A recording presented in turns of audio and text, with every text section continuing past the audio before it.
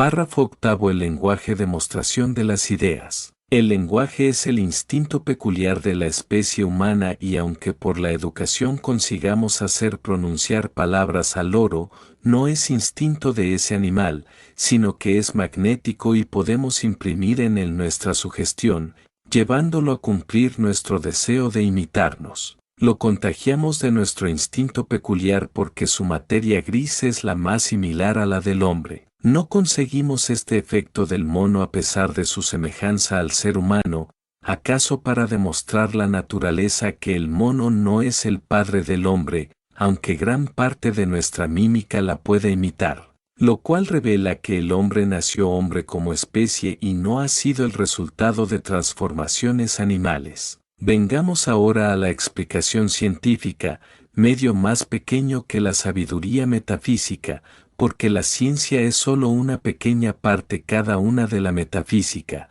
y entre todas las ciencias reunidas forman apenas el primer grado y escalón de la sabiduría. En efecto, todo cuanto las ciencias pueden explicar no son más que los reflejos de la metafísica, chispas, destellos de la sabiduría que nuestro espíritu refleja como puede en nuestro organismo, para poder obrar con menos trabajo y más provecho, lo que antes obró por el arte, sin reglas, sin pauta, instintivamente, hasta la palabra expresada aunque fuera guturalmente, pero cuya mímica la hizo signos convencionales, inteligentes. Y entre los movimientos reflejos que son consecutivos de nuestros fenómenos internos, se encuentran los de las cuerdas vocales, ubicados en la laringe, y que modifican las columnas de aire introducidas por la boca, haciéndoles producir sonidos más o menos combinados. Dichos sonidos, elementos del lenguaje oral, diferentes del lenguaje mímico, que es el medio ingenioso, artificial, de comunicación de ciertos estados conscientes, dichos sonidos, proceden, por consiguiente, de movimientos simpáticos y peculiares que se suman de 4 caracteres del hombre, musculares, funcionales, atávicos e imitativos, caracteres y peculiaridades que no las tiene, que no puede tener ni adquirir el más perfecto animal irracional. Así, pues, los sonidos se producen por la vibración del aire en las cuerdas llamadas vocales, cuyo aire hemos aspirado por las vías respiratorias, incluyendo los poros de nuestra piel, y le hacemos salir de los pulmones, chocando con esas cuerdas, donde vibra. Las modificaciones de los sonidos es debida a las alteraciones en la tensión de esas mismas cuerdas vocales, como también a la extensión de la parte vibrante de las mismas, cuya extensión y tensión es debida a una abolición inconsciente en el uso ordinario del habla, pero consciente en la declamación y el canto. En verdad, con un esfuerzo de tensión sube el sonido y baja éste con la relajación de las cuerdas vocales. En la producción de los sonidos bajos, toman también parte los bordes de los cartílagos, mientras que en la de los altos, solo vibran las cuerdas vocales, y para su producción se necesita una tensión de aire más fuerte en la tráquea que para los otros, de donde resulta que las notas altas se pueden cantar solamente fuerte y las bajas piano. Además, al elevarse el tono, sube también la laringe y al bajar esta, desciende por necesidad el tono. Desde luego, que las diferencias de voz entre los individuos dependen y están relacionadas con la magnitud de la laringe, por lo cual las laringes grandes dan el tono bajo en los sonidos, en tanto que los sonidos altos, agudos, son productos de laringes pequeñas. La mutación de la voz en las juventudes proviene precisamente del crecimiento rápido de la laringe en la época de su desarrollo, perdiéndose entonces el tono alto y delgado para ser sustituido por el tono bajo y lleno. La voz humana tiene una extensión media de 3.8 octavas musicales. Para producir la nota más baja de la escala, las cuerdas vocales efectúan 82.5 vibraciones en un segundo, y para la nota más alta, alcanza a unas 1055 vibraciones. Corno medida o diapasón normal, se toma la nota la, natural, que tiene por término medio 435 vibraciones. Resulta, pues, que los sonidos constitutivos de la voz humana, emitidos y regulados en virtud de movimientos de igual naturaleza que los de la mímica, pueden, desde luego, ser clasificados como signos acústicos y más adecuados que los demás, por sus innumerables ventajas inteligibles y variaciones para representar todos los actos de la vida que nacen como fenómenos internos. En cuanto al origen del lenguaje atribuyese, pero sin razón, a las escuelas griegas, las que fundaron así,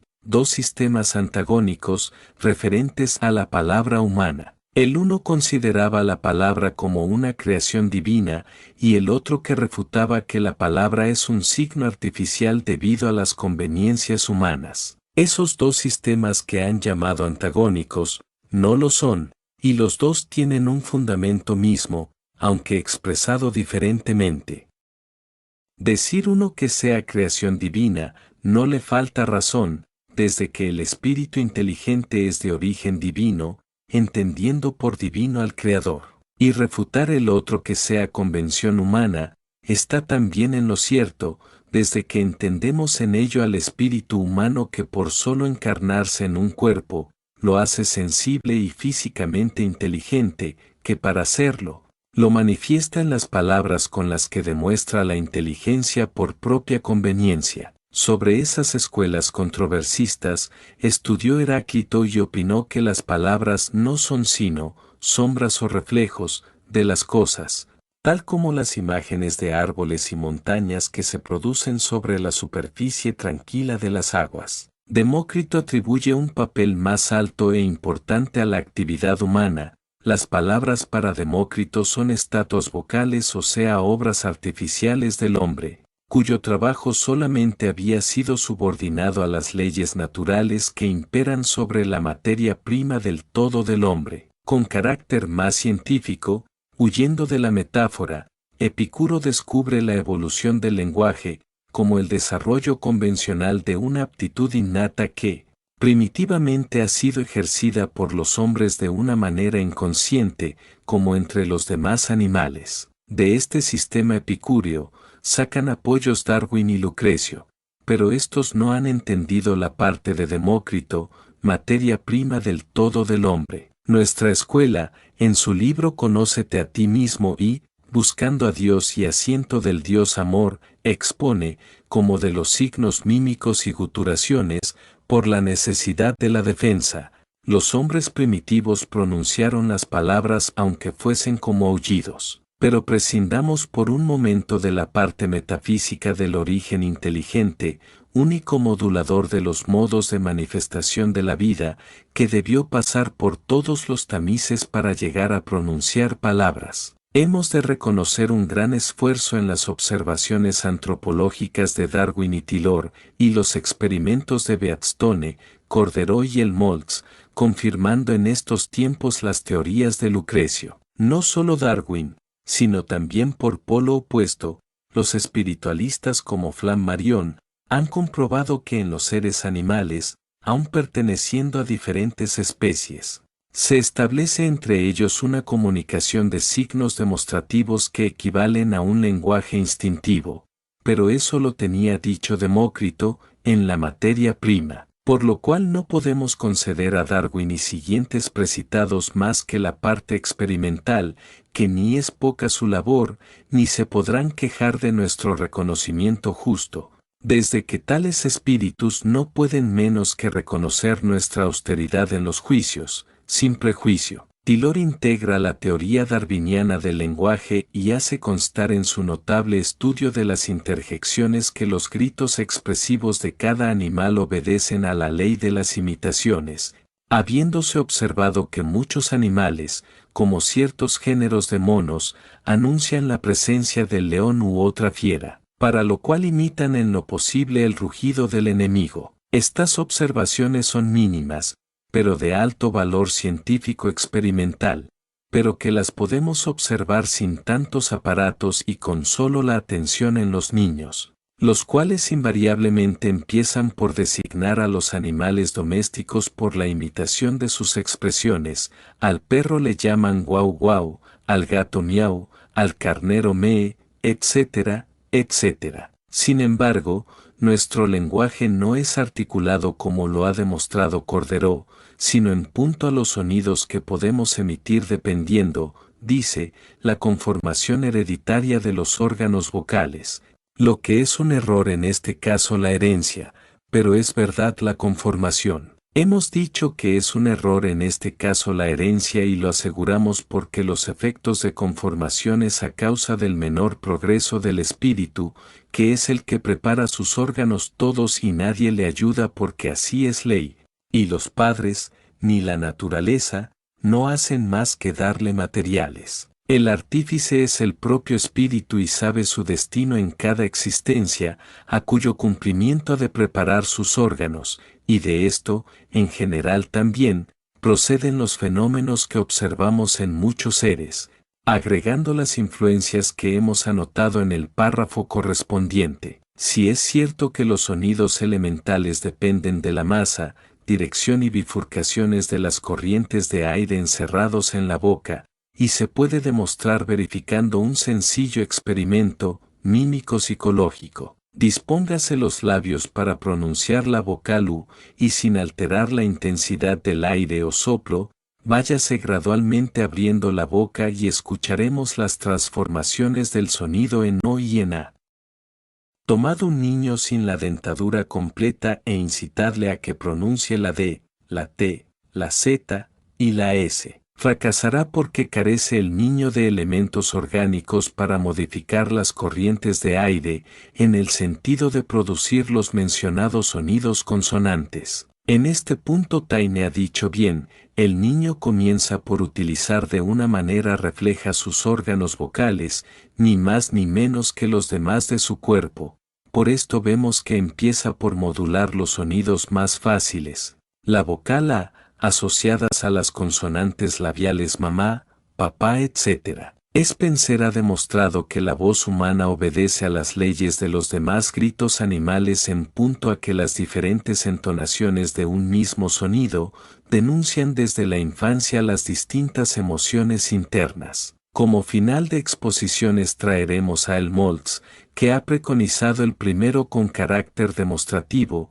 por medio de sus famosos resonadores, la verdadera naturaleza acústica del lenguaje vocal. Cada sonido verbal es compuesto de uno fundamental procedente del movimiento vibratorio del aire y de varios complementarios formados por las resonancias dentro de la boca, cuya capacidad está subordinada a los movimientos de las mandíbulas y de la lengua. Los antecedentes que acabamos de exponer relativos a la facultad perceptiva del lenguaje, habrán hecho comprender que tal como lo hemos observado al tratar de los sentidos, el niño no puede ejercer la función de la palabra imitando las que escucha, sin estar formado el aparato orgánico del lenguaje verbal. Hay que agregar a ese principio la parte correspondiente a la palabra, del hábito y la herencia, que es su complemento con la educación, lo cual es notorio en la facilidad para aprender la lengua materna, el timbre etnográfico,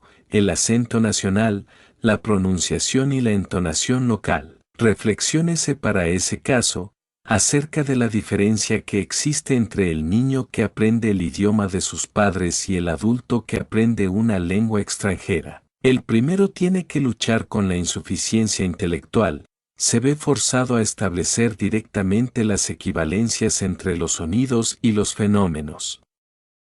El hombre que aprende un idioma extraño tiene de su parte la plenitud del desarrollo intelectual. Su tarea se reduce a recordar las equivalencias entre los sonidos familiares y los extranjeros. Y sin embargo, el niño adelanta velozmente en su integración del lenguaje, adquiriéndolo hasta con sus peculiaridades físicas, mientras al adulto le cuesta enormemente poseer la adaptación del idioma extranjero que estudia y casi nunca logra la verdadera pronunciación característica. No están sus órganos creados con arreglo étnico a aquel idioma, lo cual nos prueba que al espíritu, durante la gestación del feto, Algo les sirve de modelo y patrón, y en este caso de la palabra o lenguaje, prepara sus cuerdas para el idioma nativo, con todos sus etnicismos. Aquí hay un secreto que ya no puede quedar oculto.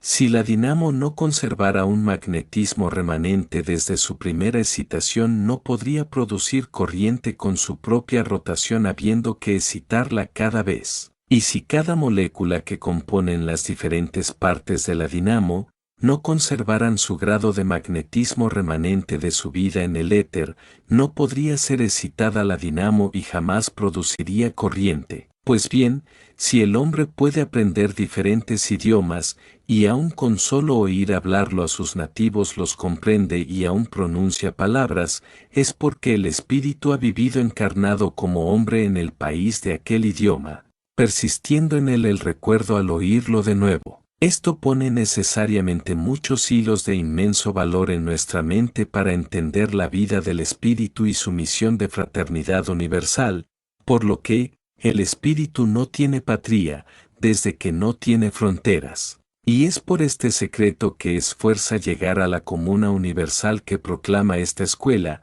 sin parcelas y sin fronteras, bajo la ley de amor. Volvamos a lo pequeño, a lo científico. Se ha expresado bien Schleicher, dice, el nacimiento y la formación del lenguaje en el hombre se vincula con el desarrollo del cerebro y de los órganos de la palabra. Entended que no dice que nace la palabra del cerebro, sino que se vincula con el desarrollo del cerebro. Lo cual ha debido poner sobre aviso a los materialistas, si no fueran fanáticos y sistemáticos. Efectivamente, de esa vinculación nace el carácter gradual de la evolución de la palabra en los niños, su lenguaje comienza por movimientos generales, lo mismo que en los organismos inferiores y por gritos inarticulados, como los de las crías de las aves y mamíferos. Continúa obedeciendo a la ley de las imitaciones por la combinación de los elementos de su mímica y de su voz, y al fin, termina por producir los sonidos articulados que escucha, asociándolos a los fenómenos que percibe. Desde luego, los animales se detienen en el segundo periodo de esa evolución del lenguaje, excepción hecha del caso del loro, periodo por el que, indudablemente también pasaron las razas humanas, imitando las voces de los demás seres organizados y formando onomatopeyas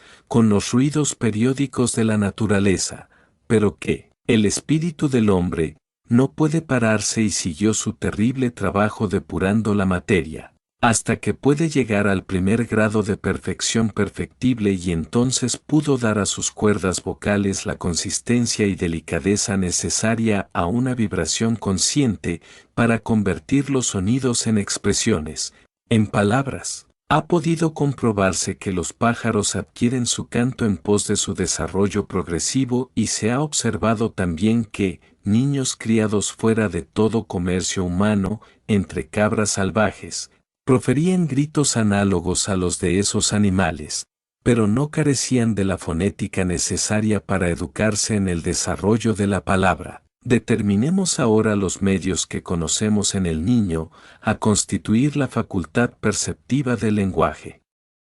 En primer lugar, es la inteligencia del espíritu y su necesidad para su obra del desarrollo de sus organismos para demostrar la vida racional. Luego, el sentido acústico, sin el cual es imposible que pueda articularse ningún sonido en armonía con los demás seres vivos. En tercer lugar, la predisposición hereditaria de raza, de nación, comarca o familia, en cuya virtud, los órganos vocales se encuentran listos para cierta clase de lenguaje oral. En cuarto lugar, los elementos de la experiencia infantil, durante la transición de los sonidos imitativos a los que reproducen las voces familiares, agregando el lenguaje citativo de las personas que rodean y cuidan al niño. Los dos últimos casos son los más importantes en el desarrollo lingual del niño y en los cuales se debe tener mucha atención, porque la relación constante entre la experiencia y el lenguaje que ya se inicia en la niñez,